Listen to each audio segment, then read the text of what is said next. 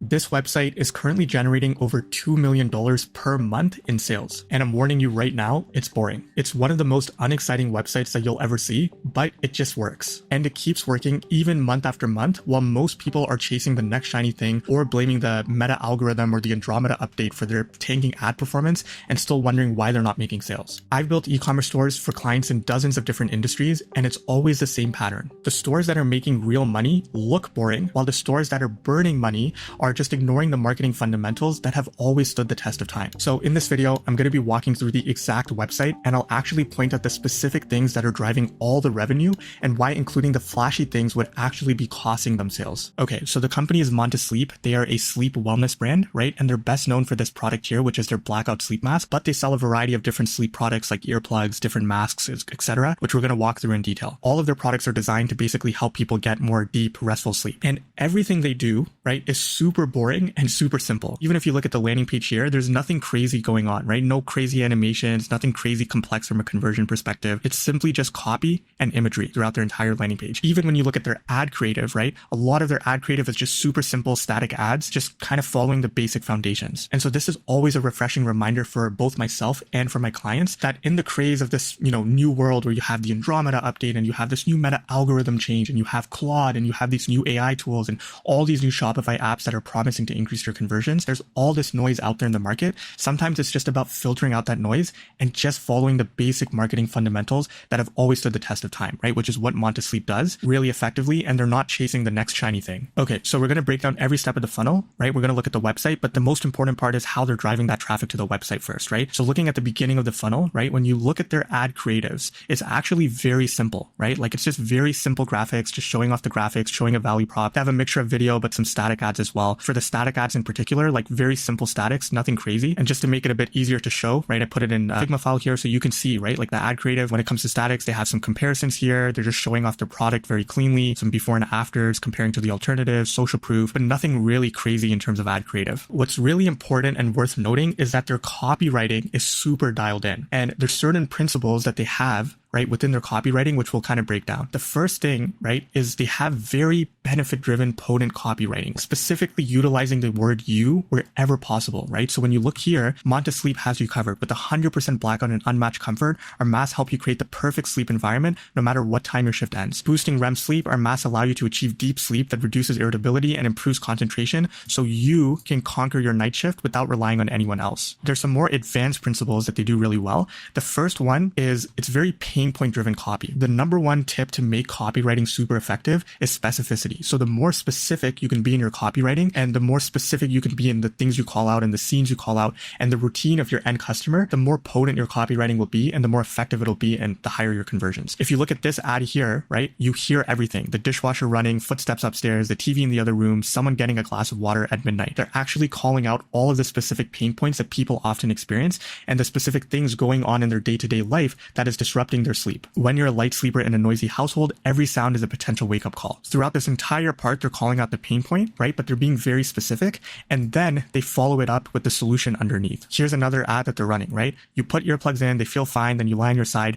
Now they're pressing deeper into your ear canal with every shift. By 2 a.m., you're choosing between noise and pain. They're being very specific, and they're calling out a specific, use case by saying at 2 a.m., you're choosing between noise and pain. It's calling out the specific thing that they're experiencing. And even this language here of pressing deeper into your ear canal, right? It's very vivid, right? And it's kind of painting a picture in my mind. The next thing that they do really effectively in their copy is they focus on sensory and tactile language, right? So when you can feel, what they're trying to say, you can feel the copy, right? Through your 5 different senses. That is when the copy becomes really effective, right? So even when you look over here, they have soft silicone on the outside, right? Lightweight memory foam on the inside.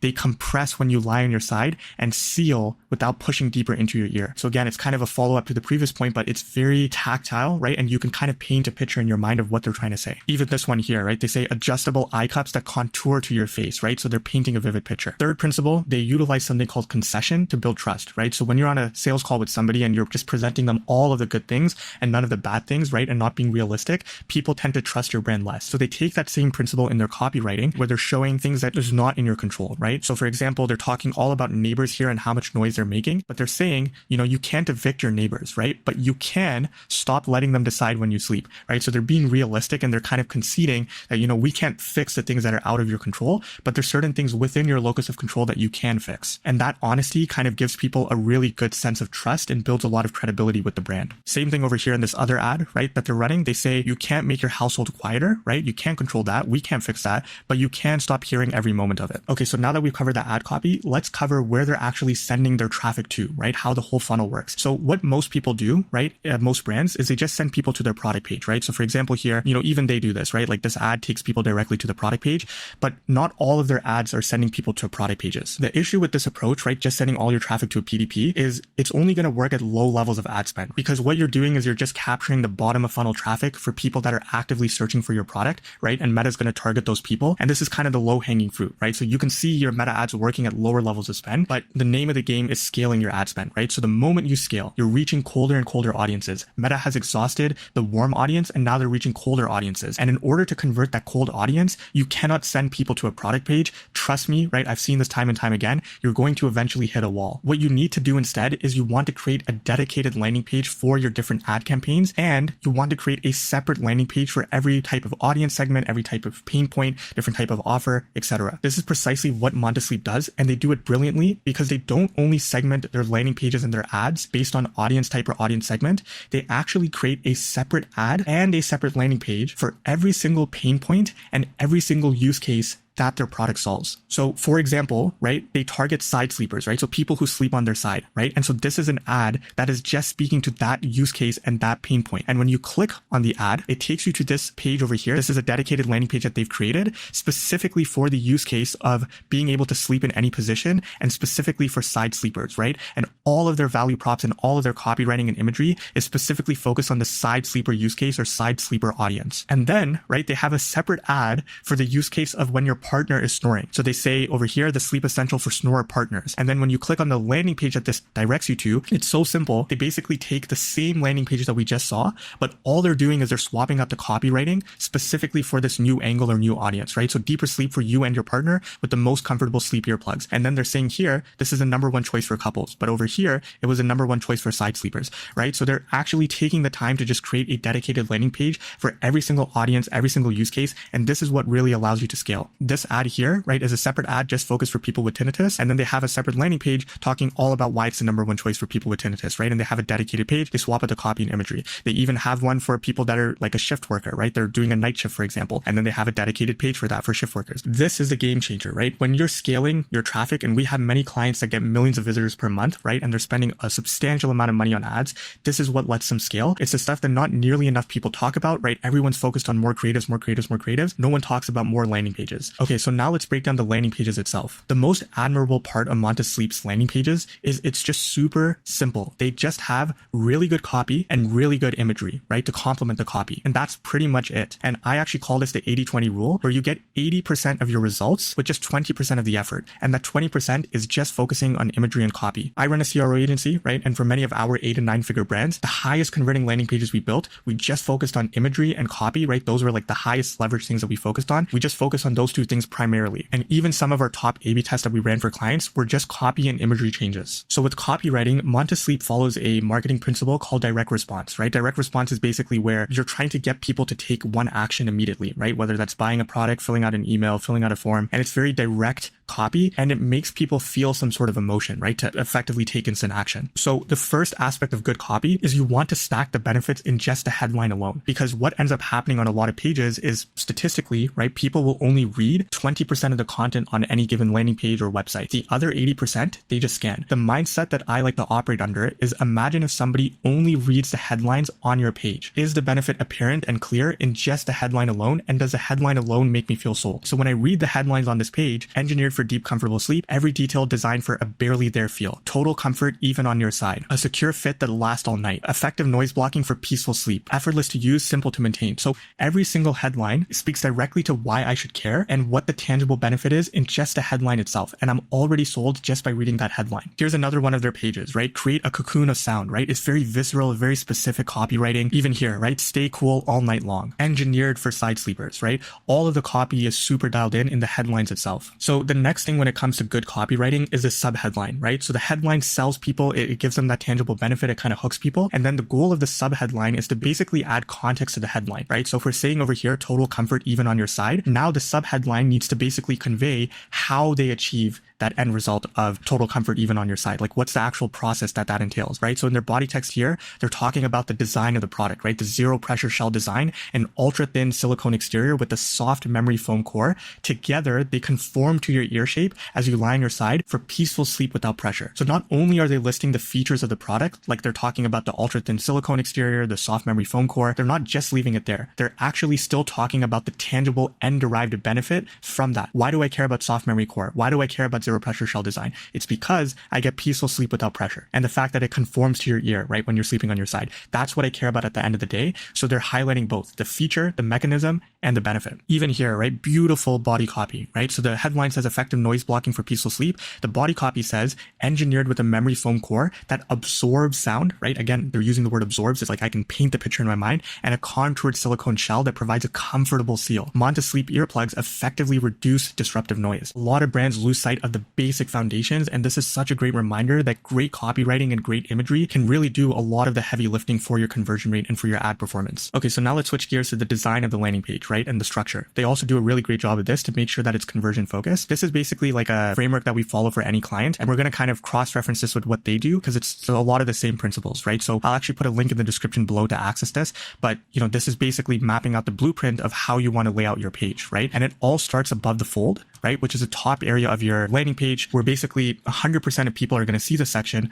but 60% of people statistically never end up scrolling past it. So fundamentally, you want a benefit-driven headline, the subheadline, which we discussed, one CTA button. You want to have at least one form of social proof, so reviews or testimonials. And then you want to reduce friction or fear and uncertainty, which stands for FUDs, fear, uncertainty, doubts. And then you want an image or video that complements your value prop. So if you look at one of their landing pages here, they literally follow my framework identical, where they have the social proof at the top, the headline, the subheadline, the CTA button, the reduction of FUDs, like showing the 2 million happy sleepers, the money back guarantee, buy now, pay later, right? All of these different things. They top it off with an image that kind of shows off their product above the fold. The next thing from a structural perspective that they do very well is they treat their landing page like a salesperson, right? So your customer is getting bombarded by dozens of ads every day. And again, as you scale your ad spend, you're reaching colder and colder audiences. So you need to convince people why they should buy. And so when you look at our framework, we have tons of social proof and tons of value prop sections here, right? Talking about the benefits. And we just scatter those throughout the page, all throughout the entire page like this. When you look at their landing pages as well, you can see they're actually following that principle, right? These are all of the different value props as to why you should buy. Then they have the product itself. Then they have FAQs to reduce fear and uncertainty, right? Which is also over here in our framework. And then you have a comparison table. You have